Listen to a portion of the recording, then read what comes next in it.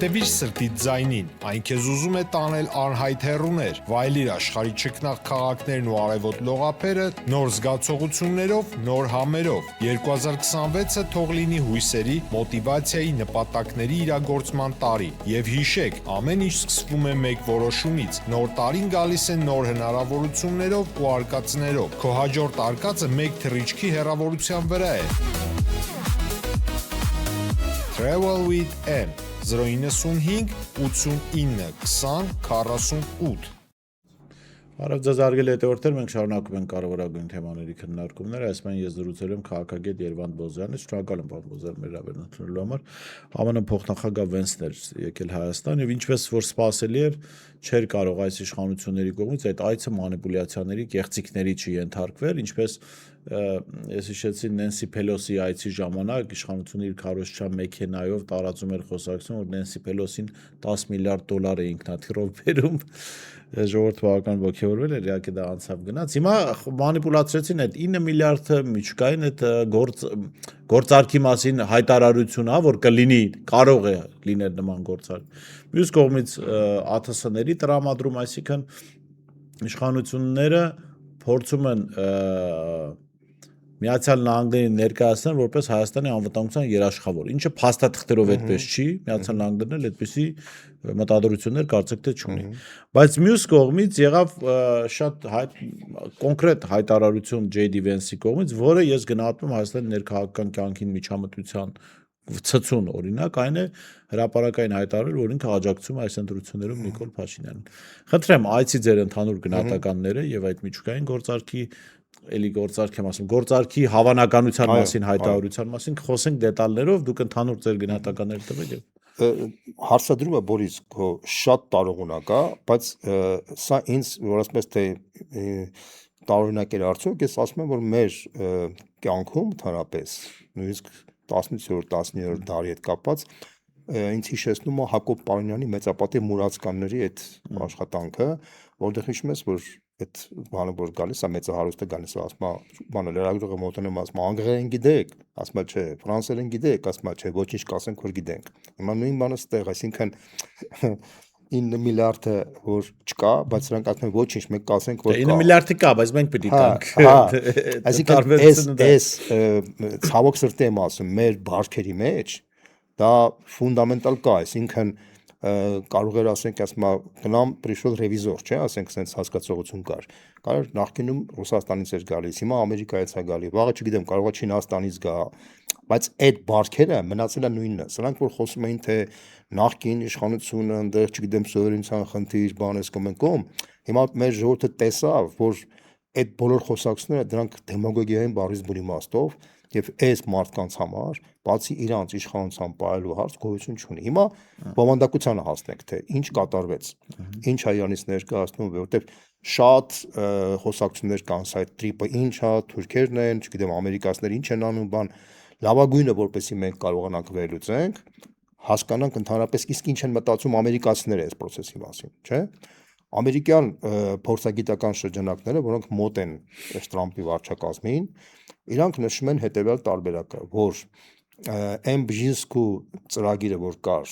Եվրասիայի, իրանք անվանում են Եվրասիական Բալկաններ, այսինքն Կովկասը գումարած կենտրոնական Ասիան, դա այն տարածաշրջանն է, որտեղ Միացյալ Նահանգների համար միշտ փակ է եղել։ Փակ է եղել, որովհետև Անդրկովկասում փակ է եղել, ուրիշ տեղով տարածքի հնարավորություն չկար որ մտնային։ Հիշում եք այդ Աֆղանստանի հետ կապված մեծ պատերազմներն ու բան։ Հիմա իրանք ասում են որ Հայաստանը մեզ թույլ տվեց, որպեսզի մենք ոտատեղ ունենանք, որպեսզի Հայաստանից արդեն կարողանանք մնանք մինչև Ադրբեջան։ Ոնց ստացվեց դա։ Ստացվեց հետևյալ տարբերակով։ Նիկոլ Փաշինյանը 21 թվականի վերարտադրությունից հետո ինքը բոլորի համար պարզ էր, որ իր վեկտորը զարգացման ինչ ճանապարհով է գնալու։ Արևմուտքը ասում էր, գիտես ինչ, որպեսզի դու կարողանաս մեր ճանապարհով գաս, դու պետքա քո կարծրատիպերը, ժողովրդի կարծրատիպերը փոխես, ոնց որ Բոլտոնն էր ասում, հիշում եք այդ պատմությունը։ Դու պետքա Ռուսաստանի հետ մաքսիմալ խզես հարաբերությունները, Ադրբեջանի հետ մաքսիմալ երկխոսության գնաս, իսկ երկխոսության դա նշանակում է դու պետք է զիջումների գնաս։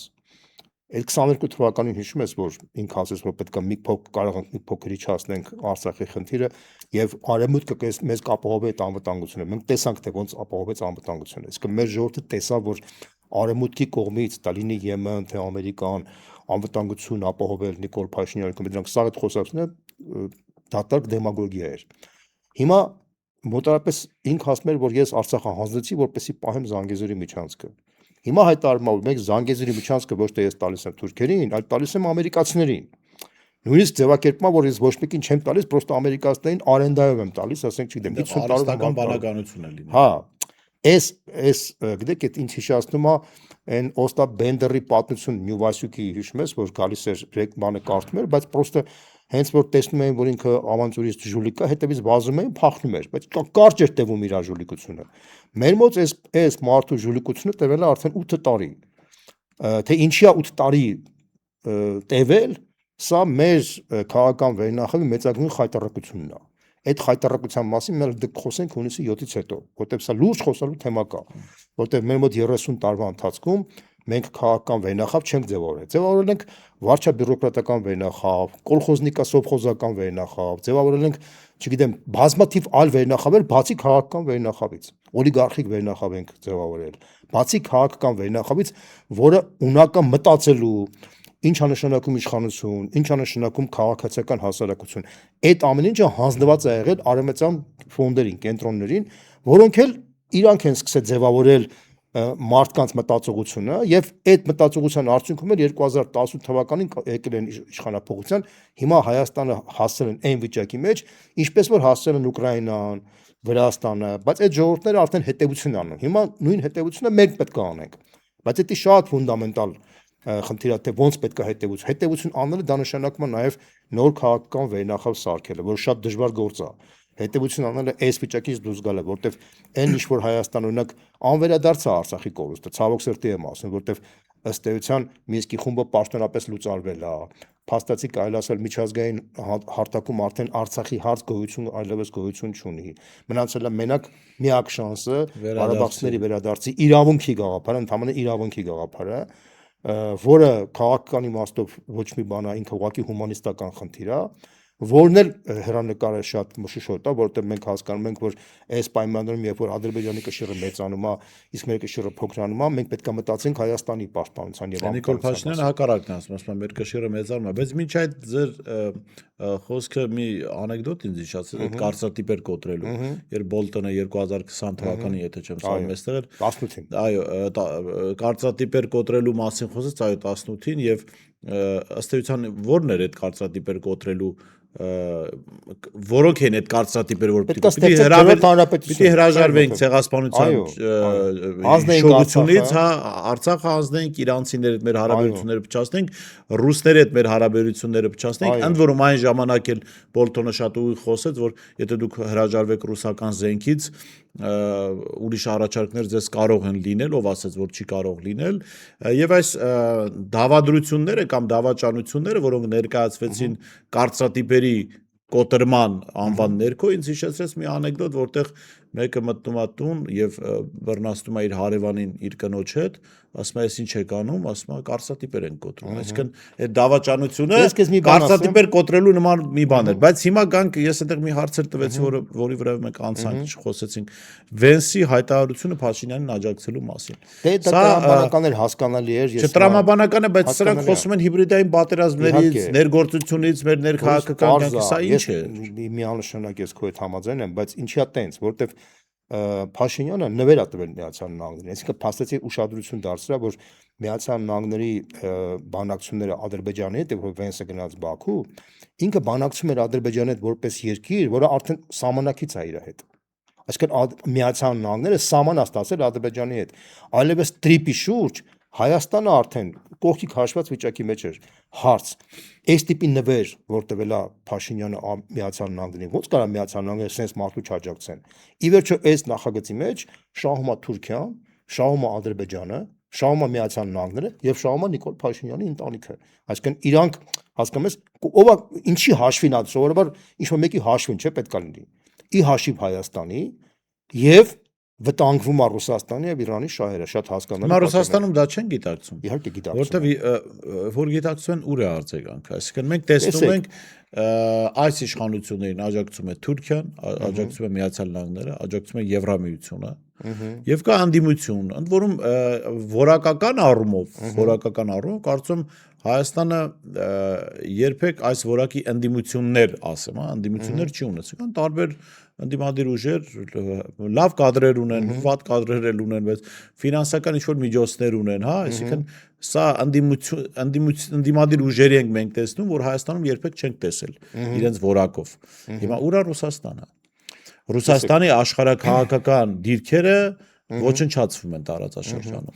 Հայաստանի ընդդիմությունը իր չափով կարող է պայքար տանել, բայց Հայաստանի ընդդիմությունը չի կարող հաղթել Թուրքիային, Միացյալ Նահանգներին եւ Եվրամիությանը միասին վերցրած։ Տեսեք, ես այդ հարցի պատասխանում հետեւել եմ։ Նմանատիպ հարցադրումներ տալիս են նաեւ Ռուսաստանում, որտեվ տեսեք, Պուտինը հանդիպեց Տրամպի հետ Անկորիջում, որից հետո Վենեսուելայի նախագահին փաստորեն արևանգում են, Վենեսուելայի նավթը արգելում են վաճառել Ռուսաստանին, Չինաստանին, որի հիմա արդեն Կուբայի խնդիրն է դրած տեղ այս պատմությամբ, Իրանի հանդեպ sense վիճակ կա, եւ բոլորը հարցադրում են անում, հարգելի Ռուսաստան, էլի, դուք ինչ եք պայմանավորվել Միացյալ Նահանգների հետ, որ փաստացի ստացվում է, որ դուք մենակ Ուկրաինայի հարցով եք հարցնում։ Մյուս կողմից Ուկրաինա չէ համաձայնվում։ Այո, ռուսական տեսեք, հիմա ես ձեր դժգոհությունը հասկանում եմ, այդ դժգոհությունը իմ մոտ էլ է կուտակվել, շատ մարդկանց մոտ կուտակվել է, բայց ցավոք մենք չենք կարող ազդենք դա Ռուսաստանի, այսպես ասած, այդ խնդիրների վրա։ Իրանք պետք է իրանք քննարկեն, բայց մենք մեր համար պետք է մենք ինքներս հասկանանք, թե ոնց պետք է դուրս գանք այս իրավիճակից։ Դա օբյեկտիվ ծանր վիճակ է, ես ընդունում եմ։ Հաշվառնելով այդ հանգամանքը, մենք պետք է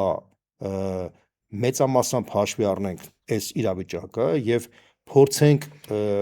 ավելի զգուշ քայլերով այս վիճակից դուրս գանք, որովհետեւ եթե մենք կոպիտ եւ կոշտ քայլեր անենք, մենք կարող է շատ ավելի ծանր վիճակի մեջ հայտնվենք,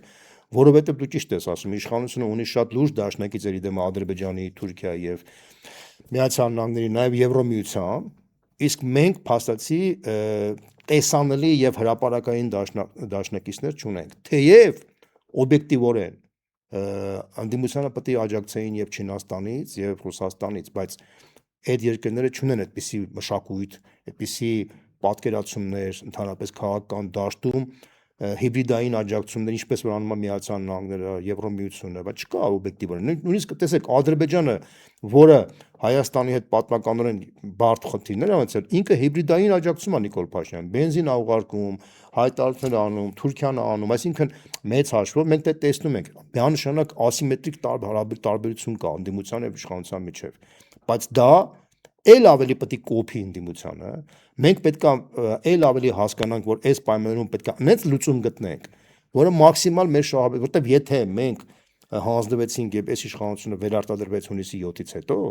ես ես 100% եմ ասում, Հայաստանը փուլային տարբերակով հայտնվել է Արցախի օրը։ Սա շատ նման է դրան, տեսեք, 21 թվականին Փաշինյանը հայտարարեց, որ ես գալու եմ հետ եմ բերելու, չգիտեմ, Շուշին, բան եւ այլն, չէ՞ հիշում ես։ 21 թվականին ինքը վերարտադրվեց, մենք կորցրեցինք ամբողջ Արցախը։ 22 թվականին ասեց, թե 22 թվականին հայտարարեց, որ մենք կարգավիճակը իջացնենք Արցախի, մենք անվտանգությունը կապենք, ոչ մի բան չեղավ, չէ՞։ Հետո հայտարարեց, որ այս Զանգեզուրը պահել եմ։ Հիմա Զանգեզուրը պահում է, իբր թե Զանգեզուրը հանձնում է, ասում է մենք $9 միլիարդ ենք բերելու։ Պատկերացրա, այս մարդու խոսքերի եւ մտքերի հետագիծը ու տես թե ուրա գնալու սա, բայց մեր ժողովուրդը դա հասկանում է։ Ի վերջո մի կողմ թողնենք, թե Ռուսաստանը կամ Չինաստանը կամ ով ինչ են մտածում։ Մենք պետք է հասկանանք ինչ ենք մտածում, Բորիս։ Եվ մեր ժողովուրդը պետք է այս վիճակից ելք ունենա, որովհետեւ դրա բացակայությունը կլինի Հայաստանի փուլային կործանումը։ Այն թեզը ասել, որ դե գիտեք ինչքան է որ տարբերակ չկա, մենք ստիպված պետք է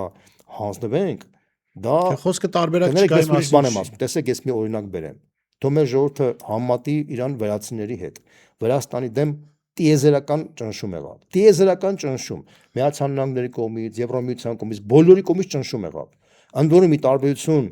բանի, այդ Վրաստանի, Հայաստանը գոնե ֆորմալ իմաստով ունի նորմալ հարաբերություններ Ռուսաստանի հետ։ Ռուսաստանը ստե բազա ունի, Ռուսաստանի հետ քաղաքական հարաբերություն։ Վրաստանը էդ էլ չուներ, Վրաստանը չուներ որևէ հարաբերություն Ռուսաստանի հետ, բայց Վրաստանի վրա հսկայական ճնշում կար արևմուտքի կողմից եւ այդ ժողովուրդը դիմացավ։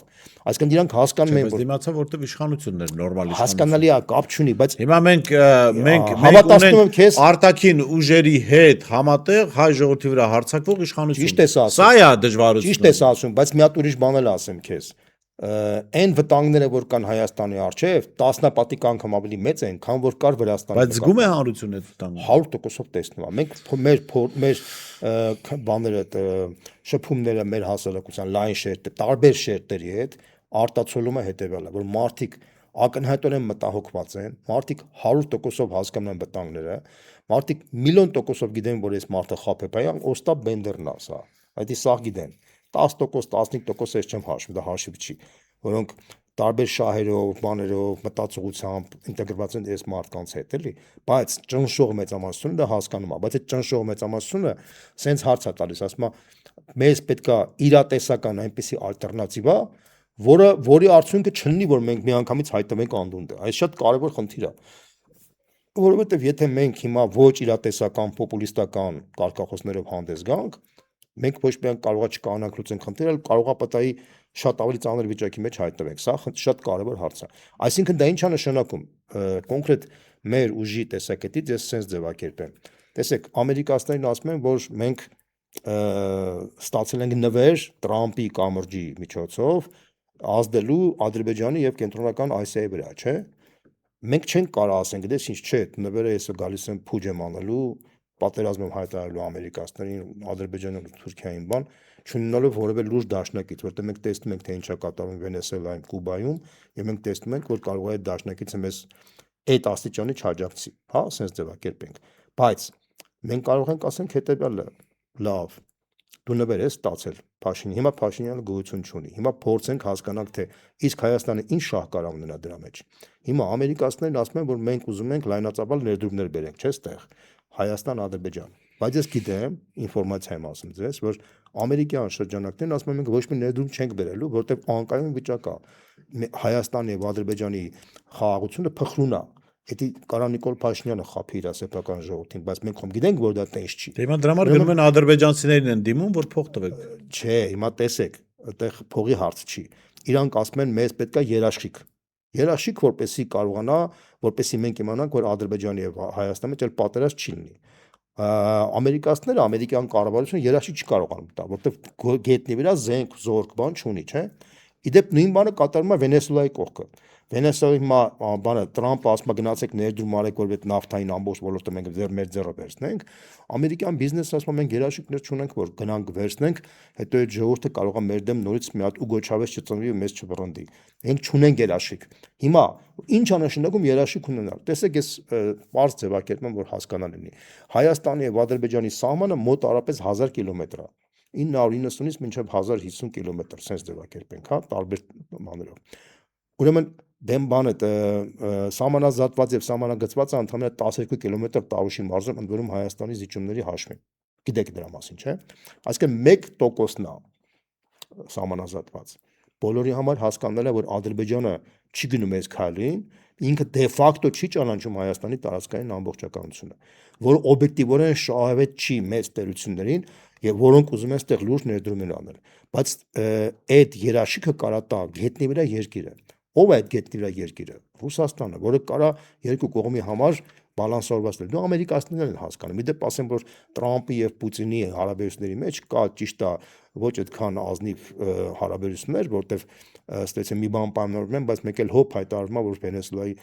նախագահան առևանգում է բան, բայց ի վերջո իրանք էլ են պրագմատիկ, իրանց նպատակն էլ է, իրանք ուզում են նենց անեն, որ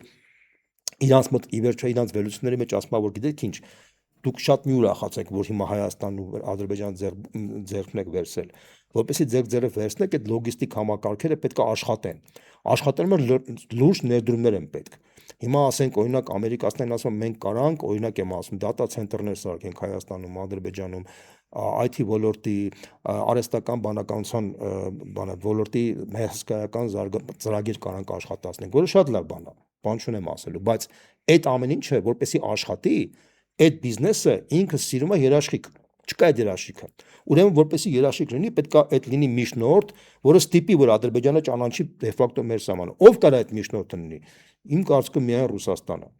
որովհետև այլ երկիր չի կարա այդ երկու կողմի համարել բալանսավորված եւ քիչ թե շատ ավելի արդարացի ինչ-որ դատական բան, որը շահավետ կլինի նաեւ Միացյալ Նահանգներին, որտեղ եթե այդ սահմանը հստակվի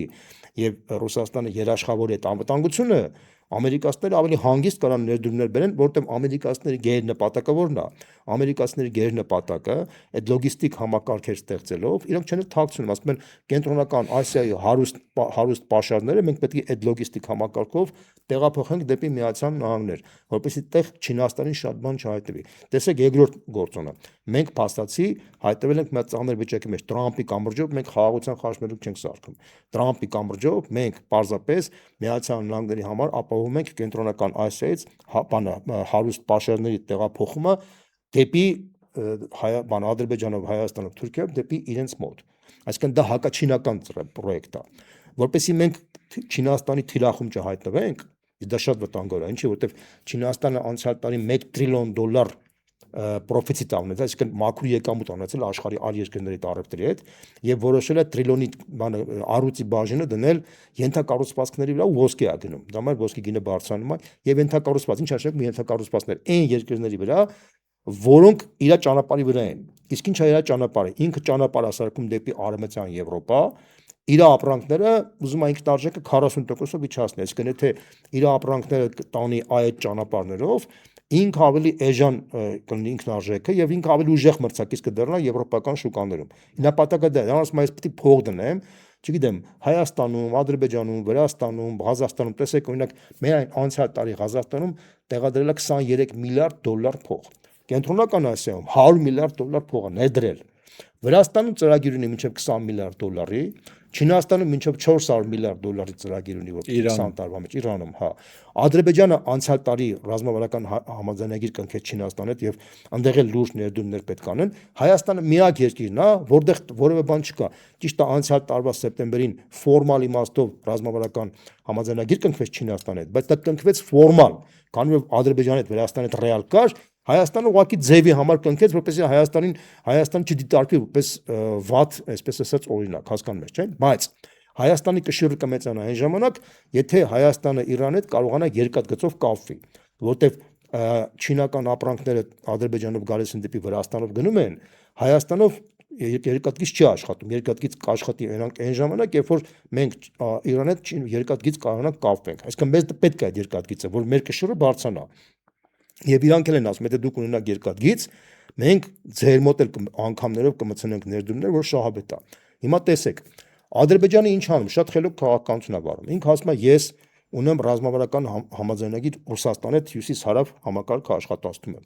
Ունեմ Չինաստանի հետ միջին միջանցքի բանը աշխատացնում եմ, Ադրբեջան, Վրաստան երկաթգիծ աշխատում։ Եվ վերջապես ամերիկացիների հետ Տրամպի կամրջով աշխատացնում է այս ուղղությունը, այսինքն ամերիկացիների հետ Տրամպի կամուրջն է աշխատացնում, Վրաստանով չինական պրոյեկտն է աշխատացնում, հյուսիսարև արվում է Ռուսաստանի պրոյեկտ, այսինքն ինքը 3 երկրների հետ բալանսավորված քաղաքականություն է տանում։ Վրաստանը նույնն է ուզում անի, ինքն էլ է ուզում հյուսիսարևը աշխատացնի, Ռուսաստան, Վրաստան, Հայաստան, ինքն էլ է ուզում, որ իր Վրաստանի ճանապարհով աշխատացնի եւ ամերիկյան պրոյեկտը եւ չինական, բայց հաշվի այն հանգամանքը, որ նախկինում Վրաստանում կառավարել է Սաակաշվիլին, այն ժամանակվա վրացական Փաշինյանը, իրանք սովորեին, որ ինքը կարա լինի իրանց բանը, մանրադրամը, իրանք ասում են չինական պրոյեկտը եւ ռուսական պրոյեկտը պիտի թոզմիշ անես, ինքը ասում է, չէ, ես ուզում եմ խաշմերուկ դառնամ, ինքը դիմադրում է։ Ադրբեջանի վրա չեն կարա ճնշեն, Վրաստանի վրա ճնշում են, բայց Վրաստանը դիմանում է եւ ուզում է ինքը դառնա Ադրբեջանի նման բալանսավորված։ Հայաստանը կամովին է հրաժարվել խաշմերուկ դառնալուց եւ կամովին է ուզում դառնա ամերիկացիների եւ թուրքերի պրակլատկան Ադրբեջանի համար։ Սա մեծագույն խայտառակություն է, բայց նույնիսկ ամերիկյան շրջանակներն ասում են, որ գիտեք ինչ ասում են, եթե Հայաստանը բաքուր պրակլատկա դառնա, այնտեղ ոչ մեկ ներդրում չի անի, որտեղ դա էդի դառնում է շուտ անորոշ երկիր։ Այդ երկիրը կամ պետք է կլանվի Թուրքիայի կողմից, կամ պետք է դառնա մի քիչ նորմալ բալանսավորված երկիր, որ մենք վստահեցենք, որտեղ ինքը պետք է երաշխիքներ ունենա քյասեր։ Դրա համար ամերիկյան շրջանակներն ասում են լավ կլինի, որ մենք ռուսներին թույլ տանք, որ այնտեղ ինքը այնուհետև գարանտիա տա Հայաստանի, որ մենք էլ երաշխիք ունենանք, խաղաղ պայմանագիրը կնքվի Ադրբեջանի հետ, որպեսզի մենք լայնածավալ ներդրումներ անենք։ Փաշինյանի պարագայում դա բացառվում է։ Փաշինյանի պարագայում ոչ մի հնարավորություն չի այդ մարդը ֆունդամենտալ փչացրել հարաբերությունները Ռուսաստանի հետ։